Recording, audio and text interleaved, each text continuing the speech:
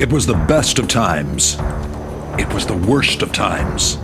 It was man's finest moment. It was his darkest hour. It was the late, great 20th century.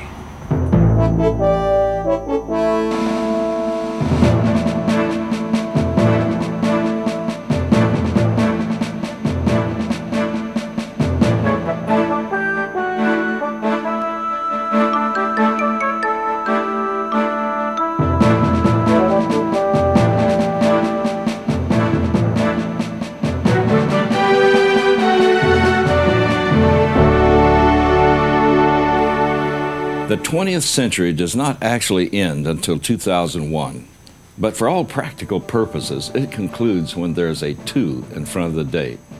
And so we look back on the late, great 20th century. Developments in transportation and communications began to make the world aware of its interdependence for the first time in history. In 1901, the first transatlantic wireless signal was transmitted from the United States to England. Guglielmo Marconi, an Italian physicist, sent a wireless greeting from President Roosevelt to King Edward VII. The signal was so powerful that the relay station set up at Glace Bay, Nova Scotia, is redundant. An operator working a huge key transmitted the message directly from South Wellfleet, Massachusetts to Cornwall, 3,000 miles away. Before Marconi's transmission, communication speed between the U.S. and Europe was only as fast as the fastest ship could deliver the mail. Now, Marconi sent his message at the astonishing speed of 17 words per minute. The world got much smaller immediately. America was a vast place in 1900. Most Americans lived out their lives and died within a few miles of the spot where they were born. Those who dared to travel outside their universe did so at great effort and sometimes great peril. Railroads had only connected the East and the West Coast recently, and most people still crossed the country staring at the eastern end of a westbound mule. All that changed during the first decade of the late, great 20th century. In 1900, there were only 144 miles of paved roads. But by the end of the first year, there were almost 14,000 automobiles competing for that space. By 1910, more than 500,000 registered automobiles replaced covered wagons in the United States, and America suddenly got smaller. In 1900, while only 1 American home in 7 had a bathtub, 1 home in 13 had a telephone. Now, that was the same year the first radio transmission of human speech took place, and only 5 years after Marconi discovered radio waves. The birth of the 20th century marked the birth of the most significant tool of the 20th century politics, mass media. Telephones instantly connected reporters with newspaper offices. Events on the West Coast were transmitted by radio in real time to listeners on the East Coast. The ability to connect both coasts created, for the first time, a truly national economy. Already, economists and bankers on both sides of the Atlantic started making plans to control the global economy that instant communication would inevitably create. It was the century of change. For all intents and purposes, until 1900, things had changed little for thousands of years. Few homes had electricity. Fewer had ever seen an automobile. Most had never ridden a train or heard of a telephone, and man would never fly. Compare that to supersonic transatlantic flight, computers, space exploration, television, microwaves, and instant communications. The 20th century was born against a backdrop of revolution, political, social, technological, and religious. That revolutionary spirit that so marked the 20th century also paved the way for the silent economic revolution. These 4 elements, political unrest, social upheaval, religious liberalism, and their oversight by the economic interest, remained tightly interwoven throughout the 20th century. What affected one affected all. To prosper, each element was dependent on the other. The religious liberalism fed the social unrest, which created political unrest, which fed the economic interest, and so on. Separately, each operated according to its own self-interest, but together they fed an agenda, one whose goals are only now starting to take their final form. The Bible laid out that agenda, its participants, alliances, religious apostasy, and ultimate goal, thousands of years in advance. The developing global government, global religion, and global economy are all products of the 20th century. But the Bible predicted them in detail long before. Daniel foretold the global government. The Apostle John wrote of the global economy. Ezekiel wrote in specific detail of the restoration of Israel.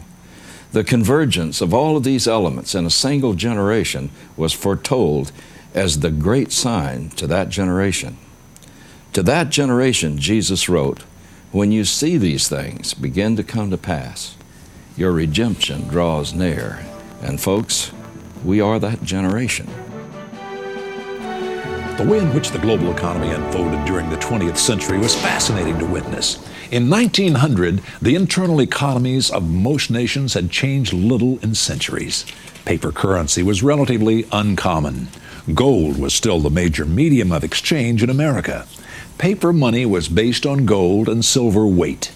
The world operated principally as a barter economy.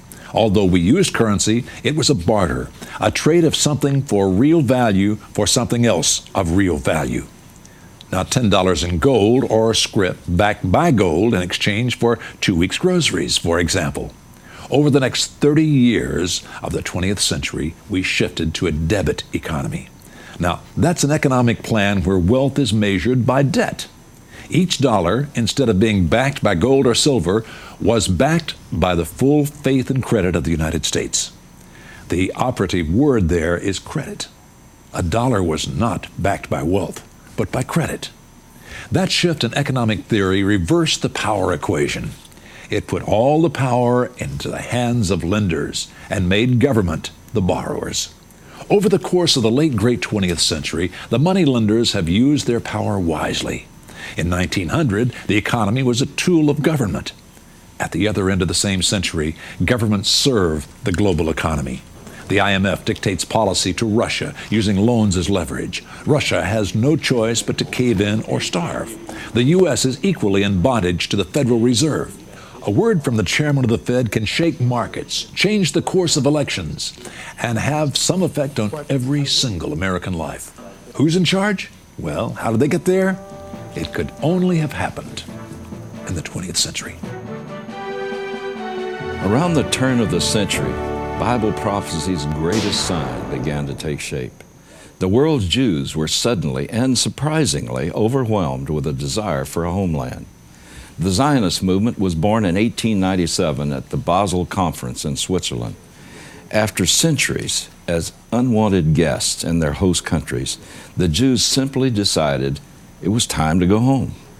No major political or social event can be singled out to explain why. Overall, the plight of the Jews worldwide at the turn of the century was no worse than at any other time in their history. No particular pogrom or persecution forced them to look for a homeland. The Jews around the world just started longing for the promised land. It was as if somebody had turned on a homing beacon. By 1903, the Zionist Congress determined that only Jerusalem and biblical Israel would satisfy that long-buried longing. For 2,000 years, the Jews were scattered to every nation under heaven. By the beginning of the 20th century, they suddenly grasped it was time to go home. Well, the early 20th century was a tough go for the economy. The panics of 1903 and 1907 swept many depressions across much of America. The public began to demand banking reform. They had no idea what they were getting themselves into, by the way. In 1910, a German banker named Paul Warburg began working on a central banking scheme with Senator Nelson Aldrich, John D. Rockefeller's father-in-law. Aldrich tried and failed to submit a similar bill because the public would never accept a central bank. Warburg correctly guessed the public would accept a Federal Reserve. The Money Trust met on Jekyll Island, South Carolina on November 10, 1910. Members of that secret meeting referred to themselves, years later, of course, as conspirators. Those present represented 1/6 of the world's wealth and Europe's oldest and wealthiest banking dynasties. J.P. Morgan, the Rothschild Group, the Rockefellers, Warburgs, the world's kingmakers all met to discuss a method for control, their control, of course, of the U.S. economy. On December 23, 1913, while its congressional opponents were home for the holidays, the Federal Reserve Act was passed into law. The act turned over control of the U.S. currency system to a privately owned, for-profit banking cartel. The Federal Reserve is neither federal nor a reserve. It's owned by stockholders and run for profit. Only banks who hold stock can be Federal Reserve banks. The controlling majority stock in the Fed belongs to the same few banking families today that controlled it from the beginning. From 1813 through 1913, inflation in America was non-existent. Inflation was born when the Federal Reserve began loaning the U.S. Treasury its own money and charging it interest. A $1999 expressed in terms of a $1914 is only worth about 5 cents. The other 95 cents was stolen over the course of the 20th century by the authors of inflation, the global money trust. In 1914, the war to end all wars began between the Western Allies and the Kaiser's German Empire. There is a fascinating historical coincidence to note at this point. All through the Great War, the Federal Reserve was headed by Paul Warburg of the German banking house of Warburg, Kuhn and Loeb. Sir William Weizmann, head of British intelligence, was a partner in Warburg, Kuhn and Loeb. The head of enemy secret service in Germany was Max Warburg, brother of Paul. Interesting. The war lasted until November the 11th, 1918. Germany was totally destroyed. The economy was in shambles. The German delegation met the victorious Allies in a railway car outside Versailles. President Woodrow Wilson brought Paul Warburg to negotiate on behalf of the U.S. Sir William Weizmann represented British interest. Negotiating on behalf of Germany was its leading financier, Max Warburg. The Treaty of Versailles obligated Germany to pay crippling war reparations. To oversee the payments, a neutral party was necessary. The Allies and the Germans agreed to turn the job over to the Swiss Banking Commission, headed by Fritz Warburg. So in 1919, the Treaty of Versailles was hammered out between Paul Warburg for the Allies and Max Warburg for the Germans. Fritz Warburg, on behalf of Switzerland, guaranteed the terms. The payments were to be made to the French by Germany through the Swiss banks. Now, this historical footnote demonstrates the power of the money trust over government, any government. Hitler conquered France in 1940. He accepted the French surrender in the same railway car where negotiators signed the Treaty of Versailles. Hitler now owned France, but the Warburg Agreement was honored. Hitler continued to make reparations payments for World War I to France through the Warburg banks until a month before he shot himself in a bunker in Berlin in May 1945. At the beginning of the century, few people could point out Jerusalem on a global map. Few people knew if Jerusalem still existed outside the pages of the Bible. Iraq was Mesopotamia. Saudi Arabia didn't even exist. There was no such place as Syria. Israel had not existed as a Jewish homeland for 2,000 years. All that changed in the closing days of World War I. A British chemist developed a synthetic acetone useful in making smokeless gunpowder. This was made in answer to a request by the government for someone to discover this. The invention revolutionized the British war machine. King George offered its inventor, Chaim Weizmann, anything he wanted as a reward. Weizmann was a Zionist leader. He, of course, asked for a homeland for his people.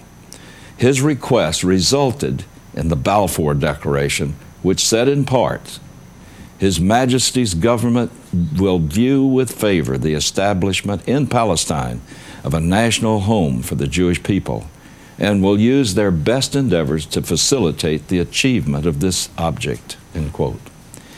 In December 1917, Britain suddenly found itself in position to implement the Balfour Declaration when it captured Palestine from the Ottoman Empire, ending almost exactly 400 years of Turkish Muslim rule. At the end of the war, the League of the Nations dismantled the Ottoman Empire and divided the Middle East between two peoples, the Arabs and the Jews. Of the land apportioned to the Jews by the Balfour Declaration in 1917, some 20% was actually given the Jews in 1921. The remainder of the promised Jewish homeland was awarded to the Arabs. The land grant was hacked away, parcel by parcel, as Arab oil diluted Britain's gratitude in the growing petroeconomy of the 20th century. When Israel finally declared itself in existence in 1948, its claim encompassed only 1/6 of 1% of the territory of the Middle East. As the maps of Europe and the Middle East were being redrawn, America's own future was being carefully mapped out by the money trust. The stock market gathered strength all through the 1920s. More and more Americans owned stock, thanks in part to efforts like those of Charles Mitchell. In 1921, he became president of National City Bank. Mitchell built National City on stock sales. He had salesmen selling stock in railway stations. They went door to door like Fuller brush salesmen. Mitchell had them lay in wait outside bars, inside nightclubs, and movie theaters. Mitchell's army of salesmen would sell anything if it made their quota. They sold bonds from South American countries on the verge of collapse, stock in automobile companies that went broke almost immediately. They even sold stock in the parent company, National City Bank, despite the fact that it was against the law. Mitchell's army was just one of many similar armies of stock salesmen. By the end of the 1920s, America had more millionaires, on paper that is, than at any time in history. In Europe, the 1920s were boom and bust, depending on whose side you were on in the Great War. The Allies were enjoying robust economic growth, although not as robust as the United States. The 1920s weren't so kind to the Germans. Hyperinflation after the war caused savings to evaporate. What was a fortune in 1914 would barely bring a loaf of bread by 1920. Political upheavals caused a succession of governments to collapse. Into this power vacuum stepped a man who would change the course of world history. A corporal in the Great War, Adolf Hitler would lead Germany into the next one. Well, the Federal Reserve Act was supposed to act as a security blanket and prevent financial panics like those in 1903 and 1907. During the 1920s, the Fed deliberately fostered a false sense of security as the market bubble continued to expand. In 1929, fewer than 200 corporations controlled more than half American industry. At the same time, more than half of all Americans were living below minimum subsistence levels. Louis P. McFadden was chairman of the House Banking Committee from 1920 to 1931. McFadden told the House the Depression was not accidental. The international bankers sought to bring about a condition of despair here so they might emerge as rulers of us all, he told the lawmakers in 1931. Hindsight supports McFadden. So does 20th century history. Early in February 1929, the Fed began warning its stockholders to quietly get out of the market, moving slowly so as not to spook the little guys. The big money began to quietly shift to less exposed positions. The banks got into position to finance the country out of the Depression. At interest, of course. The September issue of the 1929 Review of Reviews, Money magazine, sounded an alarm. Speaking of the speculative nature of the bubble market, it warned to do anything to accentuate this is to take responsibility for bringing on a worldwide credit deflation. The article was largely ignored. Speculation continued. Warnings were dismissed, and fortunes were lost. The bankers who financed the runaway market speculation issued a 24-hour margin call on October 29, 1929, precipitating the crash. Now, those in the loop, Warburgs, Rockefellers, Morgans, and their associates, had their assets safely tucked away. They entered the Great Depression as millionaires and emerged on the other side as the first billionaires in history.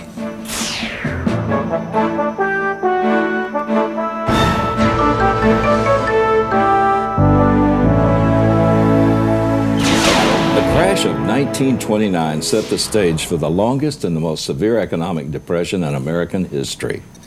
When it was finally cut short by the Second World War, the world had changed forever. At the close of World War I, the U.S. Congress enacted a law called the Trading with the Enemy Act. The act put the U.S. on a war economy footing. It expanded powers of taxation. It allowed for the confiscation of property from those deemed enemies of the United States. The document allowed the sitting administration to define who was the enemy. In 1917, when the act passed Congress, the enemy was Germany. We won the war, but the act remained on the books until needed. The Wall Street crash sent the U.S. market into a tailspin. It soon spread to Great Britain and France. By early 1931, the situation was bleak, but nowhere was it bleaker than Germany. The 1920s had already hit Germany hard. Going into the 1930s, it looked bad, real bad. But a new voice was being heard across the fatherland. A new leader was emerging with ideas to rebuild Germany. By 1933, the Depression was beginning to bite hard in America. But in Germany, it was the beginning of paradise, or so it seemed. Hitler began to rebuild his war machine. Industry across Germany flourished. The trains began to run on time. German currency at last had value again. Hitler convinced the nation that the real problem was the Jews, and he said he had the solution, the final solution. Well, while the Germans began to rebuild their economy, America's economic machine began to flounder. Unemployment reached almost 50%. The U.S. debt to the bank shareholders and the Fed began to grow. A run on banks swept the country. In 1933, the U.S. Congress declared a bank holiday. While the banks were closed, it passed the Banking Reform Act. Now, the act changed the basis for our economy from barter to debit. In essence, it was an administration of bankruptcy. Gold was confiscated to satisfy our foreign debt. It left by the boatload for England throughout the 1930s. Interestingly, the confiscation of gold was done under the authority of the Trading with the Enemy Act. In order to implement it, American citizens became the enemy. Treasury notes were eventually replaced with Federal Reserve notes. Treasury notes were backed by gold. Federal Reserve notes are backed by debt. Roosevelt's New Deal promised away future U.S. property to borrow America out of the Depression. By the time it ended with World War II, America belonged to the bankers. Between the wars, the banking establishment decided they needed a greater say in global politics. In the mid-20s, the Council on Foreign Relations was born. It was made up largely of bankers, politicians, and media giants with strong political connections. Although independent, it soon placed key people in office. By the beginning of the Second World War, the CFR all but controlled U.S. foreign policy. Over the next 40 years, the CFR continued to grow. Today, it includes TV news anchors, writers, newspaper journalists, bankers, politicians, and scientists. CFR members aren't all American. They are members of the global elite. Such members include Kissinger and Gorbachev, Margaret Thatcher and George Bush. Also, most members of the media elite and the banking elite are the members too. The CFR has a spider web of agendas, from global peace to saving the environment. All of these are under the same control. The CFR helped to found the UN and has been involved in the planning for 50 years. The CFR was busy establishing itself in advance of the coming war. Now, World War II came to America on December 7, 1941. The sneak attack on Pearl Harbor may not have been as sneaky as the history books tell us. Recently declassified documents suggest the CFR may have known the attack was coming, right down to the time and place. Allied cryptographers had broken Japanese diplomatic code back in 1940. Pearl Harbor brought America into the war before Great Britain fell to the Nazis. Though through most of the 1930s, Jews were systematically singled out for special treatment at the hands of the Nazis. They were stripped of their citizenship. Their property was confiscated. They were deported. In many cases, those who managed to escape were sent back to the waiting arms of the Gestapo. They were put into ghettos and concentration camps. And for the last 4 years of the war, they were systematically butchered. The Jews who survived Hitler's madness said, "Never again." They vowed never again to trust the mercies of their host countries. They promised never again to look to international law.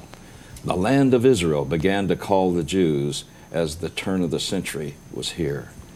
As they approached the midpoint, the call got louder and it couldn't be ignored. Jews began sneaking back into Palestine by night. Refugee camps began to swell with Jews captured in their attempt. Finally, 2,520 years after Jeremiah predicted it, the state of Israel was reborn and the Jews had a homeland. But the Jewish homeland didn't come easily. Within hours of the declaration of statehood, Israel was invaded by the combined might of the Arab-Muslim world. The 1948 War of Independence ended with Israel in possession of only a tiny strip of land along the Mediterranean. But they had a state. With the establishment of the Jewish state, the 20th century took a very decisive turn. Well, shortly after the establishment of Israel, the Soviets tried to assert control over West Berlin. The Allies launched the Berlin Airlift in 1948, and thus began the Cold War. The line was drawn between East and West. Winston Churchill called it an Iron Curtain, and the name stuck. For the next 40 years, global politics were dictated by ideology. Every move had to calculate in the East-West factor. Nowhere was that equation used more fully than in the Middle East. Throughout the 1950s, Russia poured money and supplies into the Arab capitals surrounding Israel. So America poured money and hardware into Israel. Both sides were feeding on the deep ideological divisions between Arab and Jew over Jerusalem and the land surrounding it. The Arabs claimed the land belonged to Allah. To admit the Jews have a right to it means to deny the truth of the Quran, Islam's Bible. The Jews claimed the land was given to them by God. Jerusalem was, after all, founded by a Jewish king named David. To admit the Arabs have a right to the city means to deny the very truth of the Bible. Neither side can give in without admitting the religion that defines their very identity is wrong. So neither side can give in. Well, as we all know, war is big business if you're a banker or a defense contractor. When a country needs a tank, it's like you're going for a car loan. It borrows the money, shops around, orders the tank, and has it delivered. Now, that's simplifying it. Every step of the way, somebody is making money.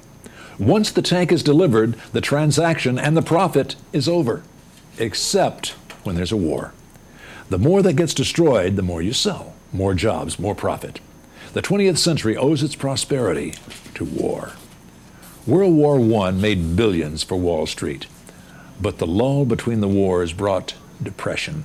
World War II ended the depression. Billions were made building tanks. Billions more were made blowing them up, and still billions more replacing them. And then it ended. The bomb meant world wars were no longer profitable. You only need a few bombs. There'd be nobody left to order more, and there's little profit in rebuilding radioactive cities. For the rest of the 20th century, wars had to stay small and manageable. The Soviets built up the armies for Syria, Iraq, Egypt, Libya, Jordan. So in 1956, the so-called Suez Crisis found Egypt spearheading a new Arab offensive against Israel. During the 1956 war, the Arabs were soundly beaten and withdrew. It was a humiliating defeat for the Arabs, Soviet military hardware, and their training as well. The Russians stepped up their aid to their satellite countries. America increased aid to Israel. In 1967, the Arabs again prepared to push Israel into the Mediterranean. The Six-Day War of June 1967 was a miracle war. The Israeli Defense Forces captured the old city of Jerusalem in the process. They captured the biblical territory of Judea and Samaria, today referred to as the West Bank. For 12 hours in June, the Jews even had possession of the Temple Mount. But General Moshe Dayan gave back the Temple Mount. It was an effort to win UN approval for Israeli control of other captured territories. But that decision guaranteed a rematch in the future. It came in part in 1973 as the Jews were preparing for the highest religious holiday, Yom Kippur. In early October, the Arab armies, again led by Egypt, launched a sneak attack on Israel. The Israelis were taken completely by surprise and were very nearly overwhelmed. But when the dust cleared, Israel found itself in possession of most of the Sinai and tens of thousands of Egyptian prisoners. Their victory here was even greater in the long run than was in 1967. The Yom Kippur War ended Arab dreams of open conquest against the Jewish state. So terrorism became a household word for the rest of the 20th century. Well, the United Nations was created in 1945. In 1948, it introduced its Declaration of Human Rights. It was worded in ways similar to our own Constitution. Similar, but not the same. For example, the UNDHR grants all persons the same rights granted by our Constitution. But it says those rights can be withdrawn if they run contrary to UN purposes. Our Constitution says the Creator grants our basic rights. Since He granted them, only He can withdraw them. But the UNDHR is the document under which the UN functions. Whenever the U.S. Constitution and the UNDHR disagree, the Vienna Convention of Treaties comes into play. It says no nation can evoke internal law as a reason for noncompliance with the treaty. So every treaty arrangement we have with the UN is fundamentally governed by the UNDHR, without anybody really noticing. We have actually operated under a global constitutional authority since 1948. The 20th century was a busy time. A lot happened when nobody was looking. Afterwards, it just seemed like it was too late to do anything about it. Something very important as far as the truth of God's Word happened in Amsterdam during August of 1948. The World Council of Churches was created there. The World Council of Churches is a global ecumenical movement. Its aim is to bring all religious denominations under a single roof. A world church movement that will bring about some kind of utopia here on earth is the call. However, to comfortably fit with the United Nations, it could not be exclusionary. Although the WCC is supposed to be a Christian organization, it has an interesting charter. The right not to believe in Christ is firmly protected and no hindrance to membership. Now, if you were to utter Christ's own statement when He said, "I am the way, the truth, and the life. No man can come to God except through me," you'd probably be thrown out of the WCC. The WCC lost respectability when its involvement with the Soviets and Marxist groups was uncovered. Still, it has the United Nations franchise all sewn up. Since the WCC has no discernible doctrine, there's room for a new one at any turn. Any doctrine adopted by the WCC would have instant global credibility. Are you noticing a pattern emerging here as we cross the late, great 20th century? A global government, a global economy, and a global religious infrastructure. The global government at present has no leader. The global economy has power, but no defined purpose. The global religion has no doctrine. This is the biblical outline of end times, folks. History is playing out before our very eyes the very things that these prophets predicted long ago as we close the late, great 20th century. Well, in 1948, 6 surviving European nations met to form an alliance to prevent another pan-European war. The Benelux Treaty formed the nucleus for the modern European superstate. Originally a customs agreement, it became a political dream with the signing of the Treaty of Rome in 1957. It was touch and go early on. West Germany was a member, but East Germany remained behind the Iron Curtain. Then there was the issue of who would lead. The current rotating 6-month political presidency is just for public relations purposes. The real power behind the EU is held by the European Commission in Brussels. They are primarily made up of bankers appointed by the central banks of the member states. They're accountable to no one except the president of the Commission, elected by them, a banker state. For much of the last half of the 20th century, Europe has been busy erasing national borders, currencies, and economic barriers. As the 20th century passes into history, it witnesses the revival of the old Roman Empire, from ashes to the world's leading contender for global superpower in a single generation. Hal? The prophet Daniel predicted the rise of 4 world empires. The first 3, Babylon, Media-Persia, and Greece, came and fell right on schedule, exactly as predicted. The 4th empire that was Rome. Now Daniel said Rome would not fall, but disintegrate from within. Yet it would be revived again in the last days and achieve global prominence after that. Daniel said it would be partly strong and partly weak, like iron mixed with clay. It would produce a leader who would step into a growing crisis in the world, especially in the Middle East, between Israel and its neighbors. Israel did not exist in the form it is now when Daniel predicted it. It would not be for 2,500 years before his prophecy would be fulfilled. But it reappeared on the planet in the middle of the 20th century, right on time for the reunion. The conflict appeared on schedule. The Roman Empire of old began to reform, right on schedule. Made up of different nations brought together for economic reasons, Europe is economically strong, yet it's politically fragile, like iron and clay. In 1948, Bell Labs introduced the transistor chip. Now, the development of the transistor meant the birth of the computer age. In the mid-1960s, computers were already making themselves indispensable to government and big business. In 1979, Bill Gates developed MS-DOS and made them indispensable for us. The development of DOS, or Disk Operating System, is directly responsible for the development of the desktop computer introduced by IBM in 1980. The next 20 years gave the world ATMs, debit cards, smart cards, electronic funds, transfers, and virtual banking. At the end of the 20th century, few Americans carry much cash, if any. Not many write checks either. Instead, they carry debit cards, credit cards, and ATM cards. Cash is more trouble than it's worth. You can still use it, but few people bother. You can really see that today, can't you? At the close of the 20th century, the only real reason for using cash is privacy. Privacy advocates are losing their thunder, though. Faced with the fear of crime, worried about petty thieves and drug dealers, people wonder, how much is privacy worth?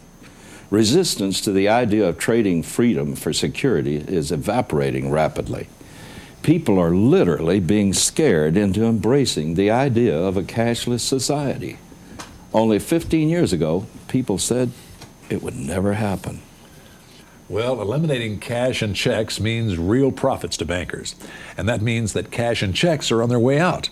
Handling them is expensive. Electronic banking is just entries in a ledger, but just as negotiable as cash. Automated tellers never get sick, never take a day off, never eat lunch, but it takes time to change the habits formed over the course of a lifetime. But to have electronic banking, all transactions can be tracked by computer. And who will be the one at the keyboard? That's what worries privacy advocates. Worries me too. The Apostle John described the economy as it would exist during the final 7 years immediately preceding the return of Christ. In Revelation chapters 13 and chapters 17 and 18, he speaks of these things that would exist in this kind of economy. And strangely enough, it closely mirrors the very system we see developing today. This suggests that the time of the final form is not far off. John said that someone would get control of the keyboards. He would control all buying and selling right down to the individual level. John said that under the Antichrist, no man could buy or sell unless they were part of his system. The only problem is to become part of that system, you have to reject Christ and swear allegiance to him. Never before in history was such a system of global economic control possible. It wasn't even imaginable at the beginning of the 20th century. But as it closes, it's not just possible, it's already here. But there's no one yet at the keyboard. Not yet. Well, we've only touched on the high points, but the 20th century closes nothing like it began. It began filled with hope for the future. At its close, we face the future with foreboding.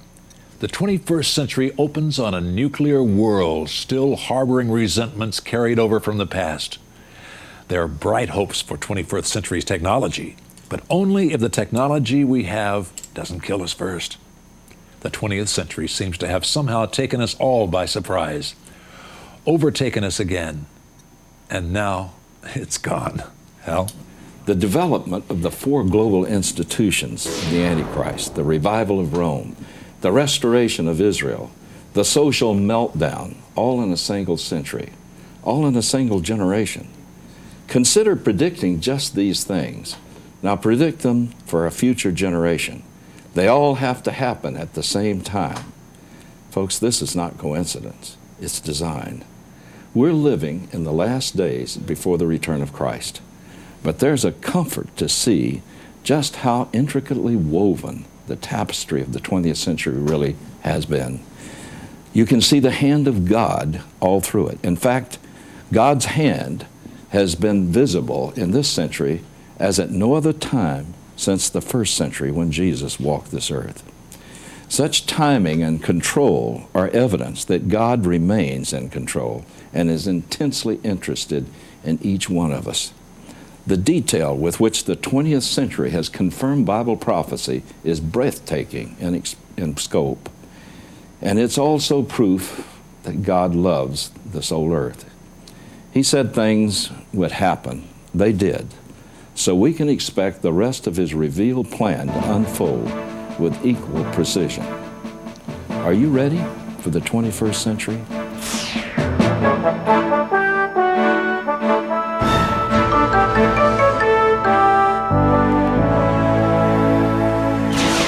Take a closer look at what may be the most important decade of the 20th century. We'll look at the 1990s year by year. A look at where we've been will tell us a lot about where we're headed. Specifically, we're going to look at the social meltdown and how it has closely mirrored the financial boom that defined the last decade of the late, great 20th century. George Bush was entering his second year in office in 1990. Few people yet owned personal computers. Fewer still ever heard of anything like the internet. That was the year American tax dollars funded Robert Mapplethorpe's art exhibit, including a figure of Jesus in a jar of the artist's urine. The Mapplethorpe controversy helped make the religious right a force in 1990s politics. The gap between liberal and conservative widened. A severe economic slowdown was beginning to take hold at the consumer level. There was a temporary diversion in August of 1990 when Saddam Hussein invaded neighboring Kuwait. All through the 1980s, both the U.S. and Russia supplied Iraq with weapons to use in its war with Iran. Well, the war ended in 1988. Now those weapons were about to be trained on us. Anita Hill divided America's social party still more during the Clarence Thomas confirmation hearings in 1991. This kind of set the pace for the 1990s, where judicial hearings became media events. Hill charged Thomas with sexual harassment during the hearings. She brought no real evidence. The hearings were televised gavel to gavel. It was a 1990s-style media circus, and as I said, the first of many. The Rodney King beatings in Los Angeles that year widened the gap still more. It was the year of Operation Tailhook, the Charles Keating savings and loan scandal, and Jeffrey Dahmer. And Iraq's invasion of Kuwait threatened the West's supply of oil. Business and governments joined against a common enemy. Operation Desert Storm began in August. In a speech to the UN, George Bush says the war is the birth of a new world order. Only read my lips would come back to haunt him more in the coming election. 6 months later, a coalition army, including 500,000 U.S. troops, are poised along the Iraqi border. The air war takes less than a month. The ground war, only 100 hours. America is jubilant. The returning veterans are greeted like conquering heroes. George Bush's approval rating hovered in the low 80s. The Soviets watched as their finest battle weapons were ground to powder in Iraq. On Christmas Day, 1991, perhaps one of the most important events of the 20th century took place. The Soviet Union declared itself out of existence, and 50 years of Cold War came to a close. As the 1992 presidential campaign heated up between Bush and Bill Clinton, so did the scandals. Clinton's questionable draft status was sure to end his campaign, but it didn't. Neither did the Jennifer Flowers rumors. Bush entered 1992 riding high on the Gulf War, but his approval rating plummeted when the economy took a downturn. Fed Chairman Alan Greenspan hiked interest rates just before the election in spite of pleas from the Bush camp not to do so. Bush never forgave Greenspan. New President Bill Clinton reappointed him. It was in 1992 that one of the marvels of technology began to really change the face of the world.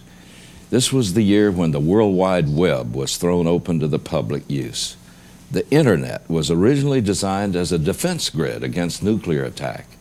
Making it available for the public use changed the face of America and the world virtually overnight. With the introduction of the Internet, a brand new segment of the economy was born. Since the Internet is global, so is that new vital economic zone commonly called the tech stocks. It was about this same time that Bill Clinton stepped into the Oval Office. Although he claims credit for the economic miracle of the 1990s, it was really just an accident of history. NAFTA passed in 1992 as well. Although NAFTA's supporters claim it as a success story for free trade, it's just politics. The economic miracle of the 1990s was fueled by the introduction of an entirely new segment of economic activity. Software and hardware companies appeared out of nowhere. E-commerce was born, and the global economy became truly and indivisibly global in 1992. All, you got it, thanks to the Internet. Well, the bombing of the World Trade Center in New York in 1993 shook America to its core. We lost our confidence. The country suddenly realized it could be the direct target of terrorism. The bombing in New York tore at the very fabric of American society. It all but unraveled following the debate over the siege at Waco. Agents of the ATF tried to serve a misdemeanor arrest warrant against cult leader David Koresh. Black-suited armed agents got into a firefight with cult members that began a 51-day siege. It ended in a firestorm that killed 81 men, women, and children. After Waco, something seemed to change. Americans were hungry for scandal in 1993. TV news was less interesting than it had been. The Gulf War, Waco, Ruby Ridge, the O.J. Simpson. The O.J. Simpson chase was one of the most widely watched live television events in history after the Gulf War itself. The Simpson trial had the country glued to their television sets. The honeymoon period was over for the administration as the last of the Gulf War euphoria faded into memory. The actions of the ATF and FBI at Waco and Ruby Ridge continued to widen the gap between conservatives and liberals. The media began openly endorsing distrust of anyone who believed in Bible prophecy or biblical Christianity. This polarization really fit into prophecy. Christians and conservatives were carefully lumped together with doomsday cults and white supremacy groups in news stories. The religious right's political power began to wane in 1993. In September 1993, Yasser Arafat and Yitzhak Rabin signed a peace deal on a table set up on the White House lawn. The deal offered the Palestinians limited autonomy. It is scheduled in phases over a 7-year period. The final determination for the status of Jerusalem was put off until the year 2000, and now the fireworks are about to begin. Well, the market opened in 1994 just under 4,000 points. The White House had just announced a series of budget cuts as the Fed continued a round of interest rate increases.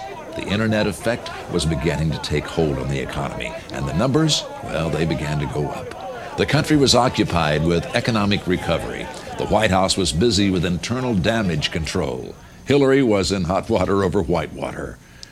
By March 1994, only 35% of Americans trust Bill Clinton, according to a Time poll taken that week. Now, Time's Man of the Year in 1994 was the Pope. Jacqueline Kennedy Onassis died in the spring of 1994. Well, Cliff, in July, the Shoemaker-Levy comet hit Jupiter in the most violent cosmic event ever recorded in the solar system. This started a new romance with looking at space.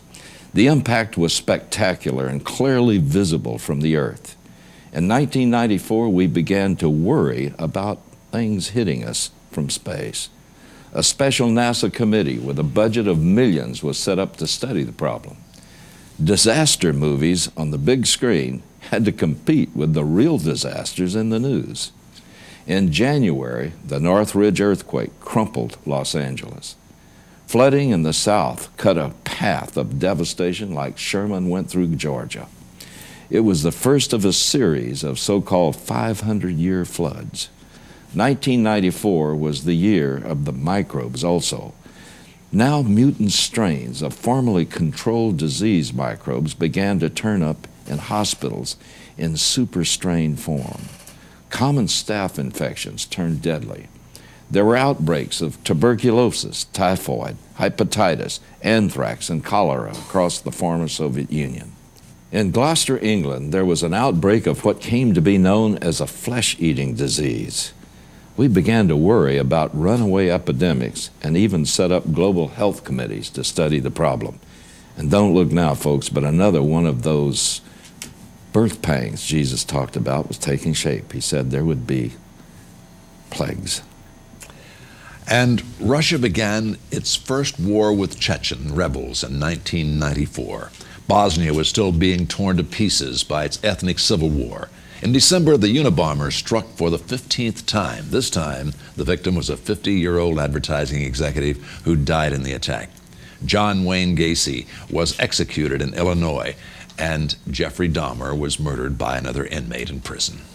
At this time, the White House sent peacekeeping troops to Bosnia as part of the Dayton peacekeeping deal.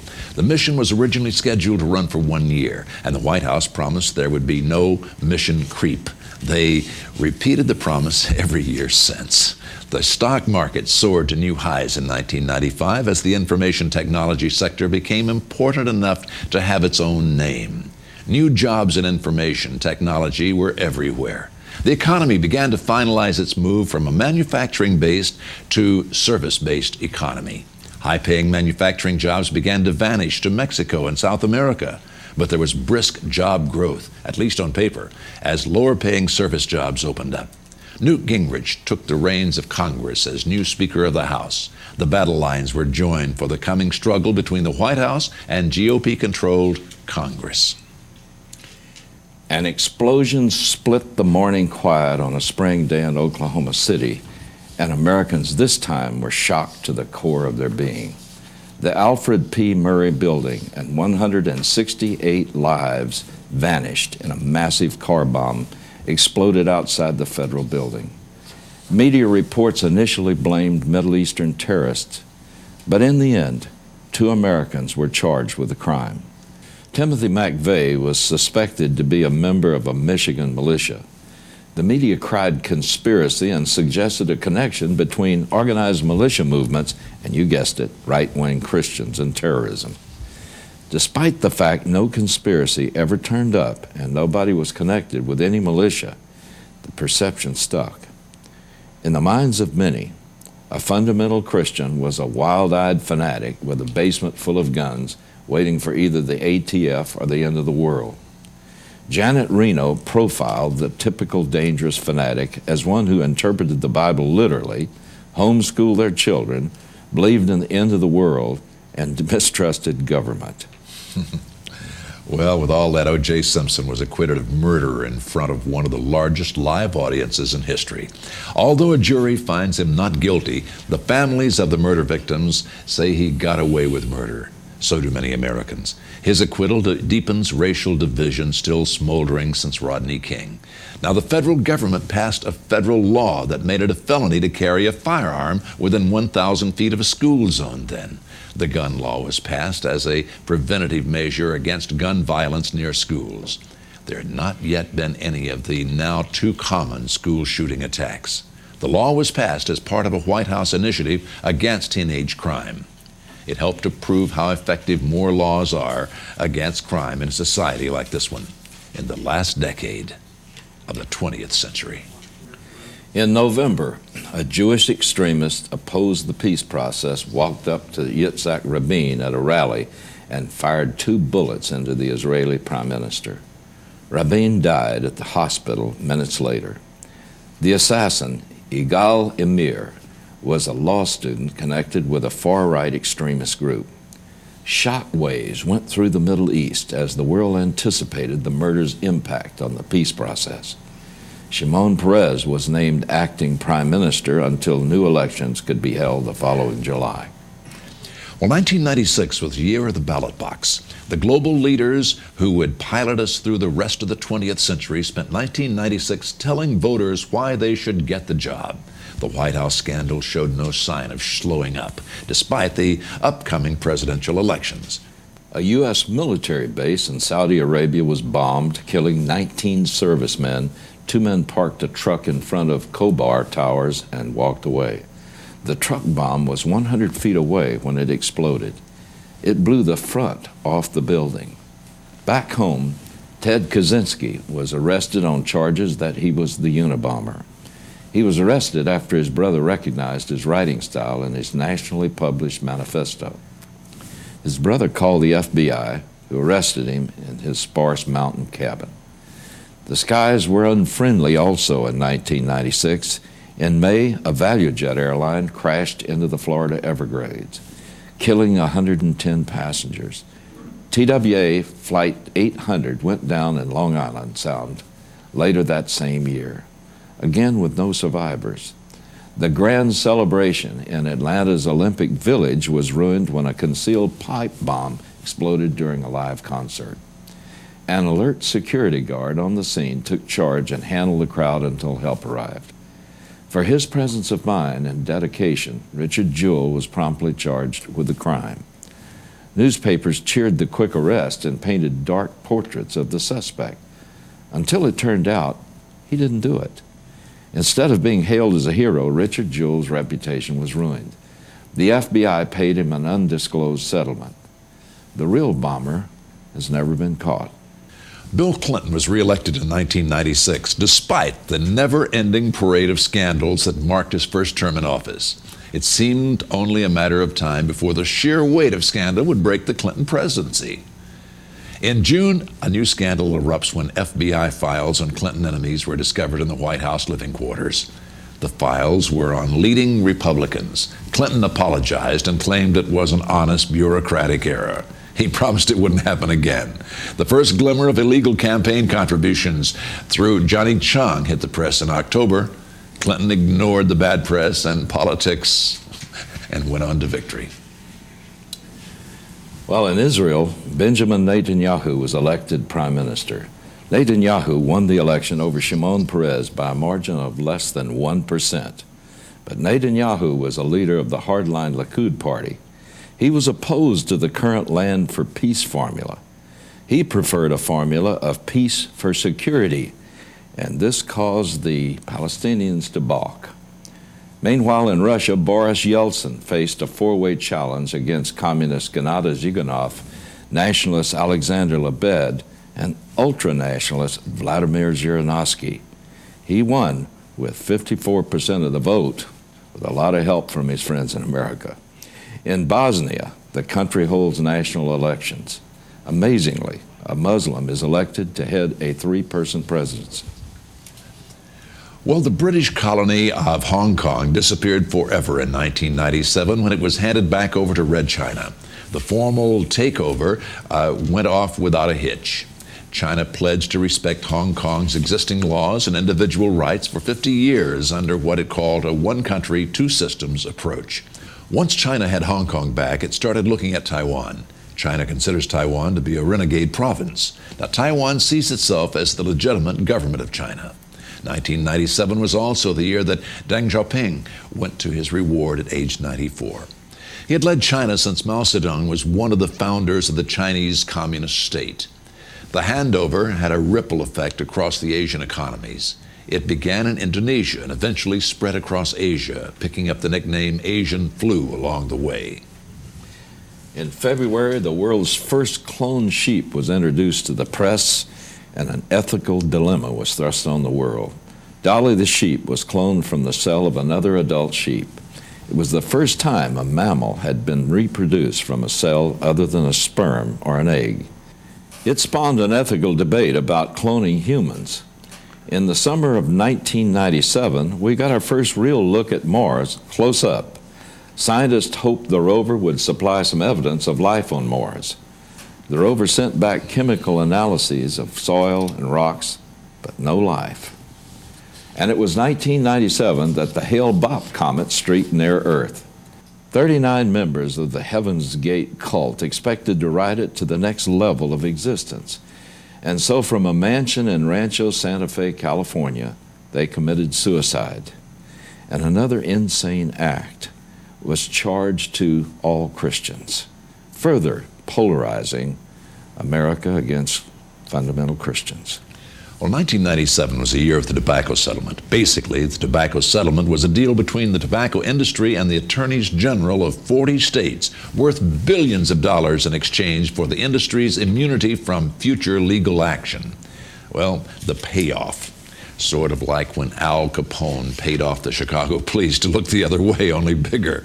The industry would pay $360 billion over the next 25 years and a $15 billion a year payment thereafter to compensate smokers and states for health costs attributed to smoking.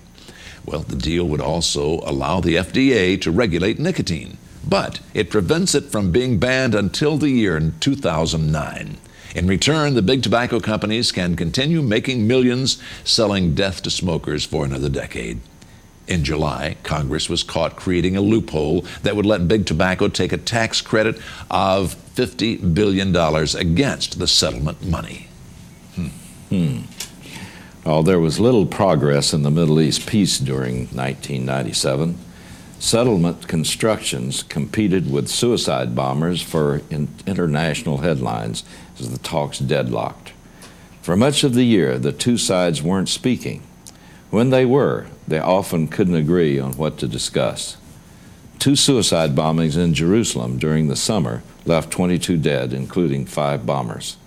Hamas emerged as the leading exponent of terrorism in the Middle East. 1998 began with a global economy in turmoil thanks to the Asian flu, but it had little effect on the U.S. economy. Treasury Secretary Robert Rubin headed to South Korea to put together a bailout package before America's 5th largest trading partner went under. Nearly every country in the world held South Korea in debt, especially Japan. A default in Korea would almost certainly trigger a massive banking crisis in Japan. The big fear was that the Asian economies would dump their treasury certificates. Despite the fears, nothing can stop the tech stocks, and the Asian flu never quite makes it to America. And for millions, politics and the economy were far less important than fighting the weather. And so another prophetic sign came into sharp focus: global weather pattern changes. Freak ice storms caused billions in damage and took 25 lives in Canada in 1998. Summer heat in the U.S. hit over 100 degrees for 39 days in a row. Crops failed and livestock died by the tens of thousands. Wildfires scorched 500,000 acres of Florida. 2 major hurricanes pounded the East Coast. Hurricane Mitch stalled over Central America. Floods killed 11,000 people. Flooding killed 4,000 people in China. The Red Cross set the damage in the billions. 4,000 people died in earthquakes in Afghanistan. A tsunami set off by an undersea earthquake overwhelmed Papua New Guinea. 3,000 people were killed by the tidal wave. The real impact of the AIDS epidemic showed up in 1998. 71% of the worldwide AIDS cases are sub-Saharan Africa, compared with 3% in North America. In Uganda, life expectancy fell to 43 years. By contrast, in Japan, it's 77 years. In Canada, it's 76 years. The various national economies started to merge in 1998 as more and more multinational corporations bought each other out. British Petroleum acquired Amoco Oil. Daimler-Benz bought the Chrysler Corporation. The rich got richer as mergers and acquisitions got bigger. Now in Russia, virtually everything in the country became more expensive as the ruble was devalued.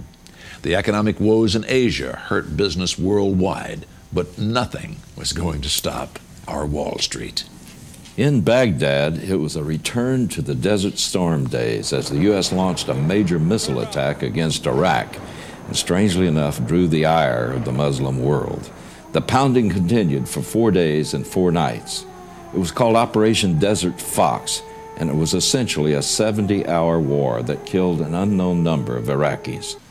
Some 100 targets inside Iraq were struck during the 1,000 sorties by manned aircraft, plus about 400 cruise missile attacks.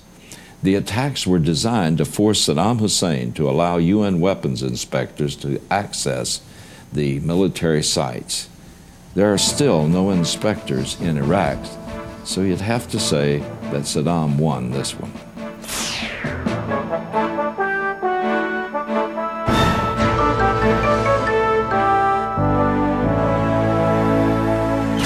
2000 is upon us. No flying cars, no weekends on Mars, not even working video phones. But at the same time, no dark nuclear wasteland either. Instead, life goes on pretty much as it has, except you can't leave your doors unlocked, you can't let your kids play unsupervised, you can't let your daughter intern at the White House.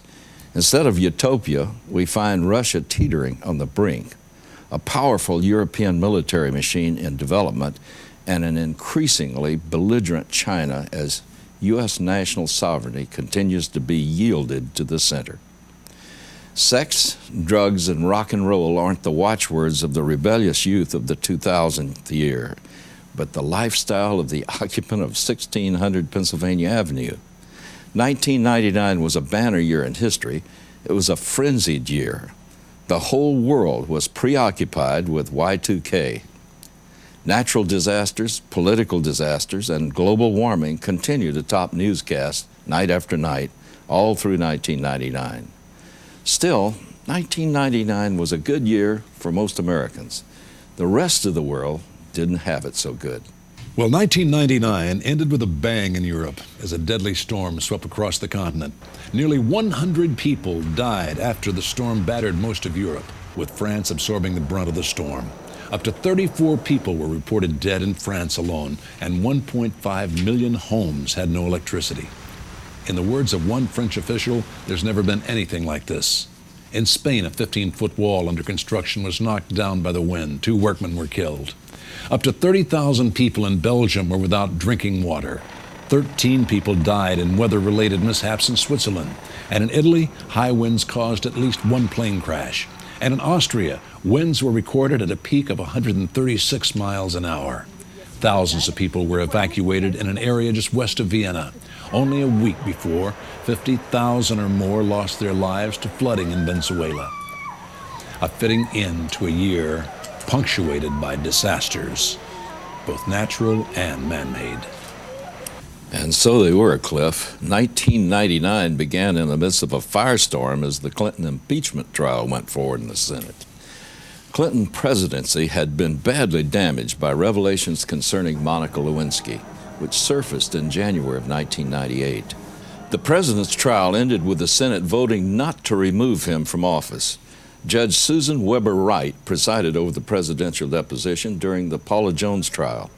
After the impeachment proceedings were over, she issued an unprecedented ruling against a sitting president. Wright found the president in contempt of court for giving false, misleading, and evasive answers.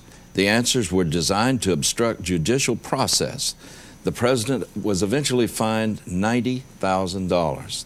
The White House is now attempting to have the public purse pay the Clinton legal expenses. President Clinton will remember 1999 as the year he almost became the first president in history to be removed from office. Well, Hal, 1999 was the year NATO fought its first war. NATO launched its air campaign March 24th. The assault included air and sea-launched cruise missiles and bombing runs by American, German, and French airplanes.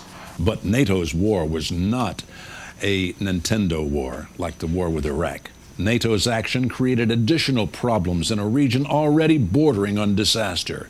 Macedonia and Albania were flooded with refugees for which there had been no contingency plan. And 2 NATO warplanes dropped 5 bombs on the Chinese embassy in Belgrade. The attack killed 3 Chinese officials and handed Beijing a propaganda trump card just as Senate investigators were uncovering evidence of Chinese espionage against the U.S. Well, moreover, the war was run largely by consensus from Brussels. There was no clear objective. At home, rumors continued that the NATO action was a wag-the-dog military response by a president hoping to look presidential after all the scandals. When the dust cleared, Milosevic was still in power. The UN declared him a war criminal, but Milosevic ended 1999 where he began, in complete control of Serbia and well beyond the reach of the West, or NATO or no NATO.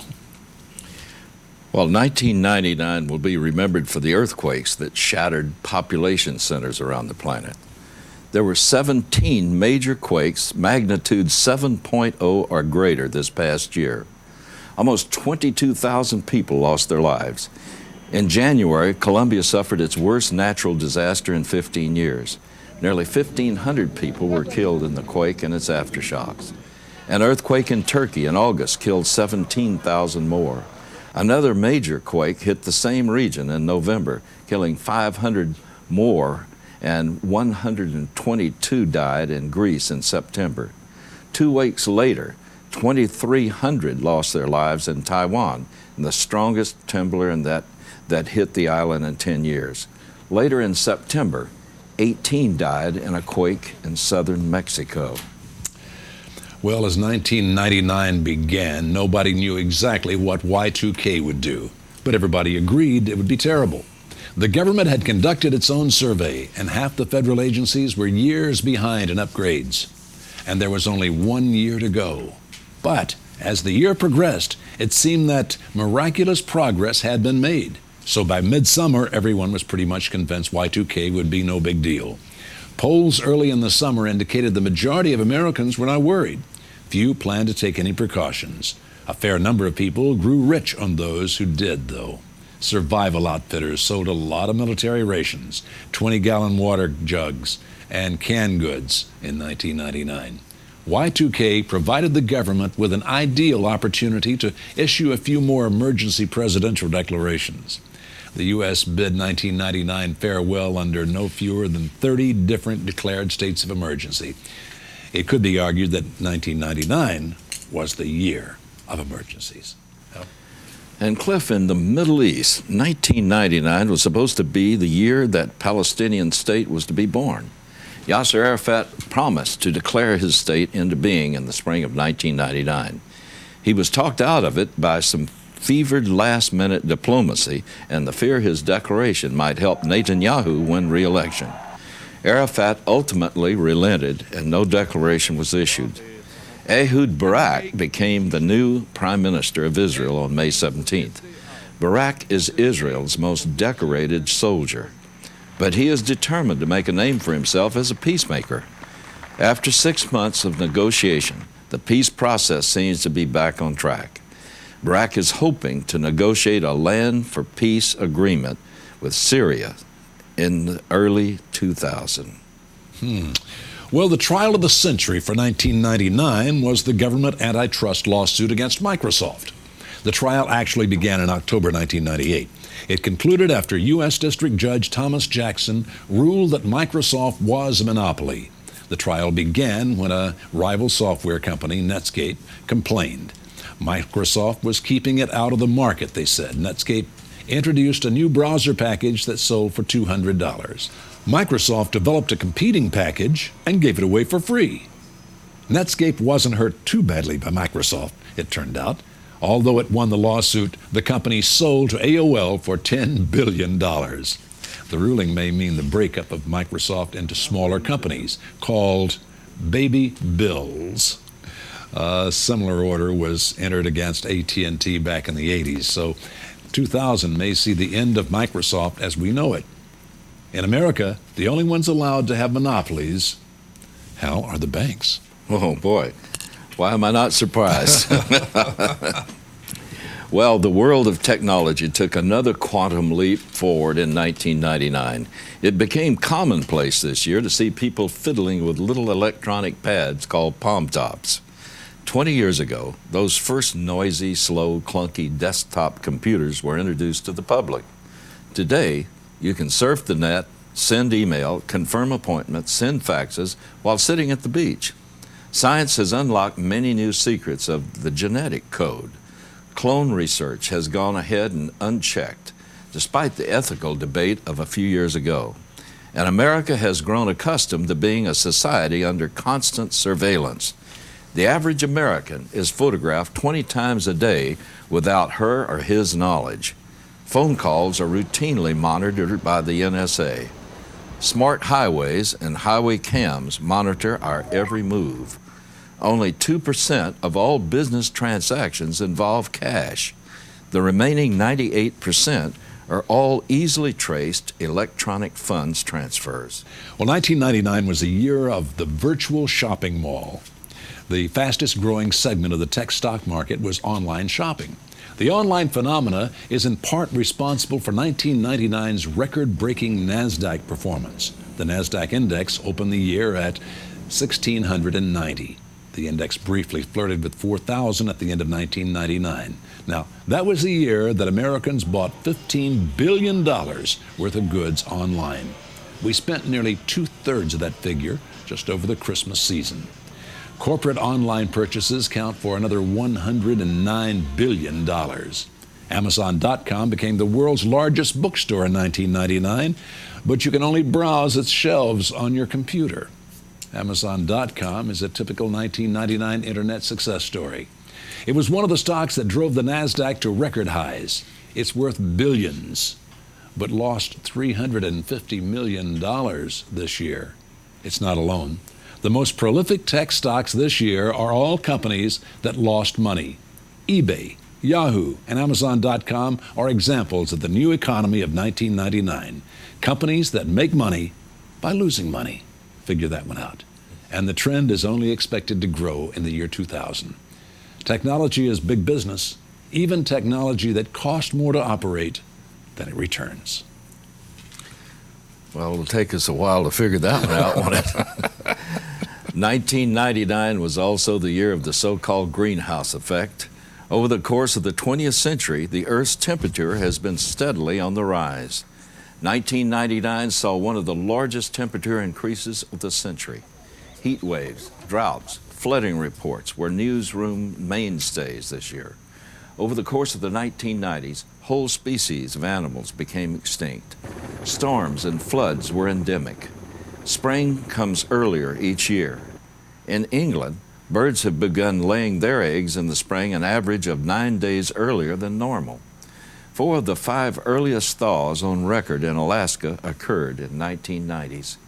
Heat waves, like the one that gripped New York City this year, were common.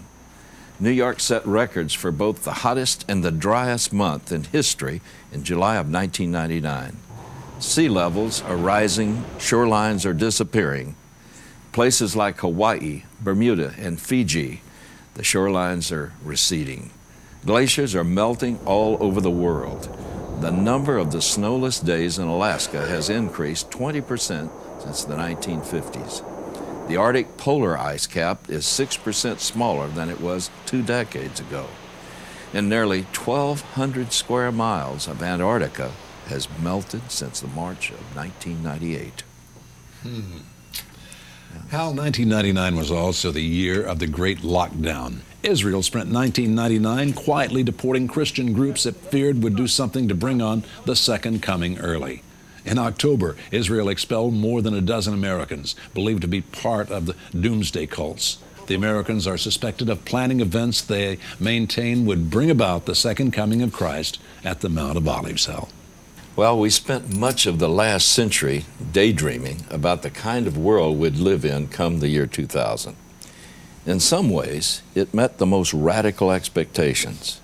In others, it fell far short. We had hoped briefly that the bomb would make wars unthinkable. Instead, it just made them smaller, but we have more of them. We expected robot maids and flying cars in 2000. Nobody ever dreamed of personal computers or of unlocking the double helix. By 1969, we landed on the moon. By 2000, we hoped to travel outer space the way we travel around our planet. Instead, Mars is little more than a dumping ground for high-tech space junk. NASA's space exploration program's future is in doubt. Well, Hal, instead of a Pax Americana for the next century, America's grip on the planet's political future is slipping away. The rise of a European superstate promises an intense transatlantic economic competition over the next few years to see who will emerge as leader of the free world for the 21st century. The 3 billion strong Chinese consumer market will play a leading role in deciding who will win the contest. And America's relationship with China going into the next century is anything but clear right now. We expected the Cold War to end America's nuclear threat. Instead, the threat had spread. Pakistan and India enter the 21st century as nuclear nations. North Korea and Iran will join them very, very soon. The 21st century will belong to the bankers in the final analysis. We must understand that. The global economy of 2000 dictates policy to governments and not the other way around. 2000 may not mark the end of the world as we know it, but it definitely puts a period on the world as we knew it. Well, the 20th century has been a litany of wars and rumors of wars, earthquakes, famines, and natural disasters. For the first time in history, politics, demographics, economics, and spirituality have conspired in the same generation to bring about the precise scenario predicted for the last days. The restoration of Israel. Israel is central to the last days scenario. Until 1948, there had been no such nation on the planet for nearly 2,000 years.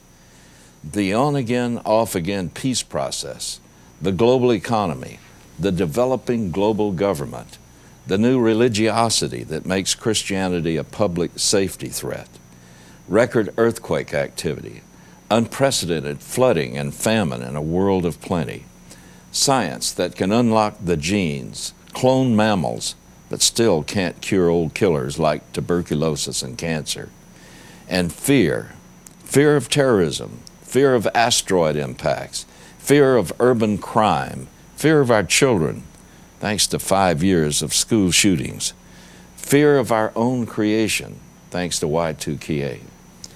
As we cross the threshold into the next century, nothing is certain except the Bible.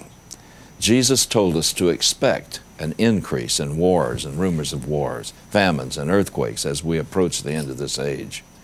He said there would be strange sights in the heavens, and on earth he warned of men's hearts failing them for fear as they contemplate what is taking place in the world around them.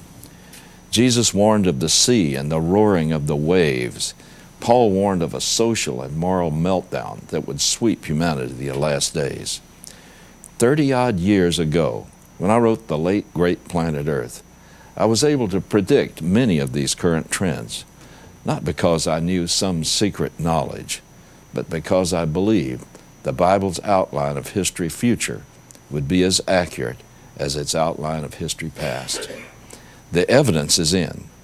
The 20th century has validated the accuracy of Bible prophecy by every possible measure. There's no reason to think that Bible prophecy will be any less accurate as we enter the 21st century.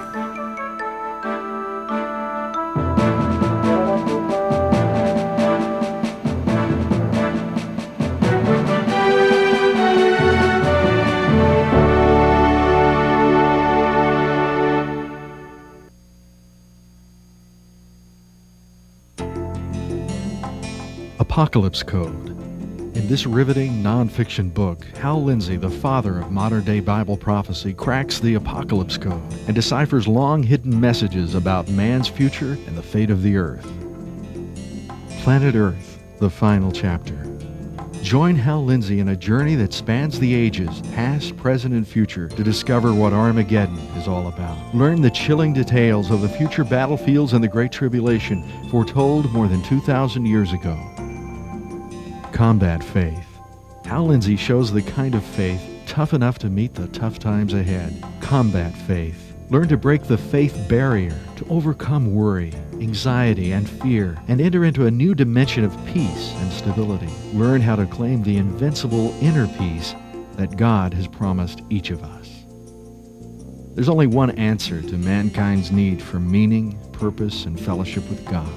Grace, the gift of God's amazing grace. In this stunning gift book from Hal Lindsey, the answers to this and other questions important to Christians are expressed through a compilation of striking photographs and verse.